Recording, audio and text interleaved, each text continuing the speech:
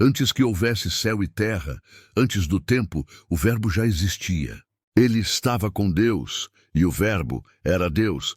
Todas as coisas foram feitas por ele, e sem ele nada do que foi feito se fez. Nele estava a vida, e a vida era a luz dos homens. Desde o princípio, quando o homem caiu, Deus anunciou que a descendência da mulher esmagaria a cabeça da serpente. Nos dias antigos, Jesus foi prometido, revelado em figuras, sombras e profecias. Isaías declarou que ele seria desprezado, homem de dores, que sobre ele cairia o castigo que nos traz a paz. Miqueias anunciou que ele nasceria em Belém. Daniel falou do Filho do Homem recebendo domínio eterno. Os salmos anunciaram suas mãos e pés traspassados. Na plenitude do tempo, o Verbo se fez carne. Uma virgem concebeu pelo Espírito Santo e deu à luz um filho. Seu nome foi chamado Jesus, Emanuel, Deus conosco. Reis do Oriente vieram adorá-lo. Anjos cantaram sua glória. Herodes tentou destruí-lo, mas ele foi guardado. Jesus cresceu obediente, santo, sem pecado. Aos 30 anos foi revelado a Israel. João Batista declarou: Eis o Cordeiro de Deus. No batismo, o Pai falou dos céus e o Espírito desceu sobre ele. Conduzido ao deserto, Jesus foi tentado, mas venceu. E começou a anunciar o reino de Deus. Ele transformou água em vinho. Curou enfermos de toda sorte. Limpou leprosos. Deu vista aos cegos. Fez os surdos ouvirem, os mudos falarem, os paralíticos andarem. Ressuscitou mortos. Expulsou demônios com autoridade. Acalmou o mar. Andou sobre as águas. Multiplicou pães e peixes.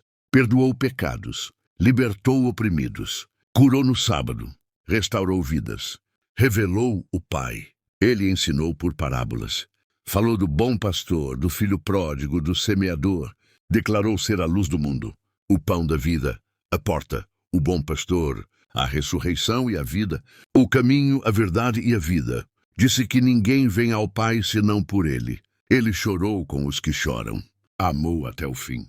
Lavou os pés dos discípulos. Anunciou sua morte. Declarou que daria sua vida voluntariamente. No Getsêmani, sua alma se angustiou, mas ele se rendeu à vontade do Pai.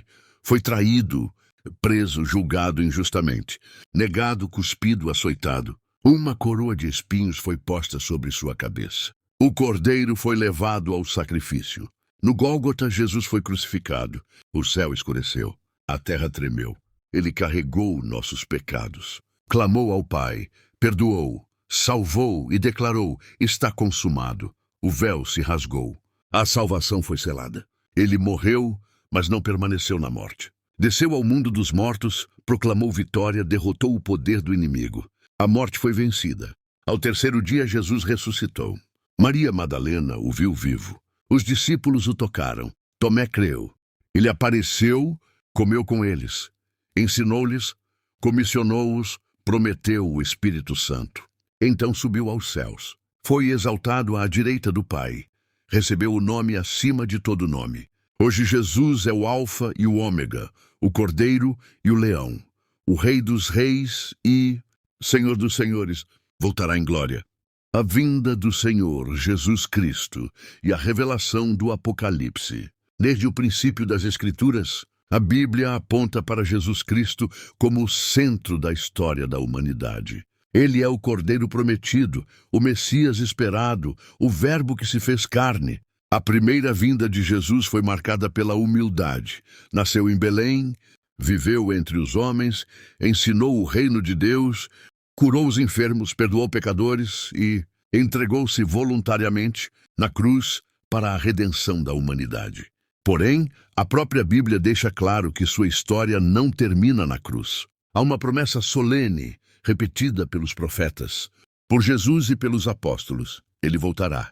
Após a ressurreição, quando Jesus ascendeu aos céus, 2 anjos declararam aos discípulos: esse Jesus, que dentre vós foi assunto ao céu, assim virá do modo como o vistes subir.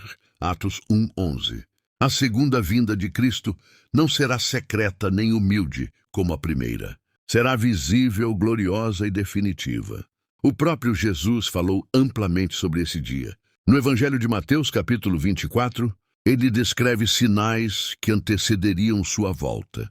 guerras e rumores de guerras, fomes, pestes, terremotos em vários lugares, perseguição aos cristãos, falsos profetas, esfriamento do amor e a pregação do evangelho a todas as nações. Jesus deixa claro que esses sinais não são o fim em si mesmos, mas alertas de que o tempo se aproxima.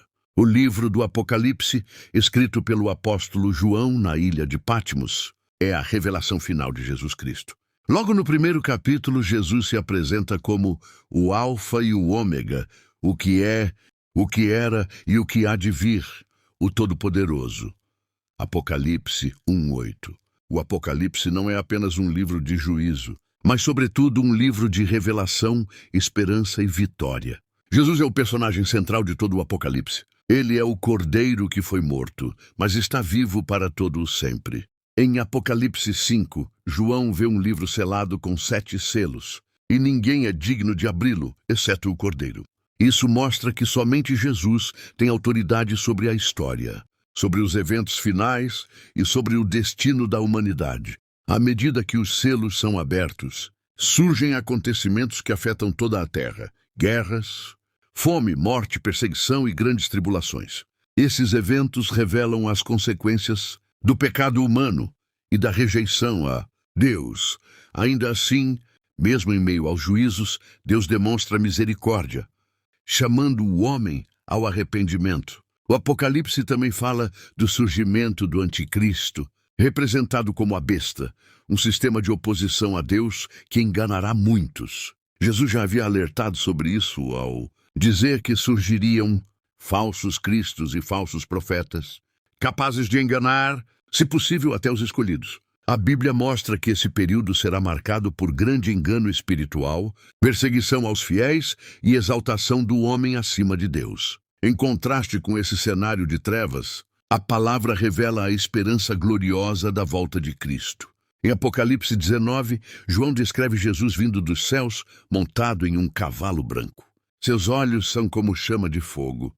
Em sua cabeça há muitos diademas. E seu nome é chamado Fiel e Verdadeiro. Ele vem para julgar e pelejar com justiça. Diferente da primeira vinda, agora ele retorna como Rei dos Reis e Senhor dos Senhores. A vinda de Jesus será acompanhada da ressurreição dos mortos em Cristo e da transformação dos que estiverem vivos. O apóstolo Paulo descreve esse momento dizendo que o Senhor descerá do céu com alarido, com voz de arcanjo e com a trombeta de Deus. E os mortos em Cristo ressuscitarão primeiro. 1 Tessalonicenses 4,16. Esse é o cumprimento da esperança da igreja. Após sua vinda, o Apocalipse revela o juízo final. Todos comparecerão diante do grande trono branco e cada um será julgado segundo suas obras. Aqueles cujos nomes não estiverem escritos no livro da vida serão separados de Deus eternamente. Esse juízo não é arbitrário, mas justo, pois Deus oferece salvação por meio de Jesus a todos os que creem.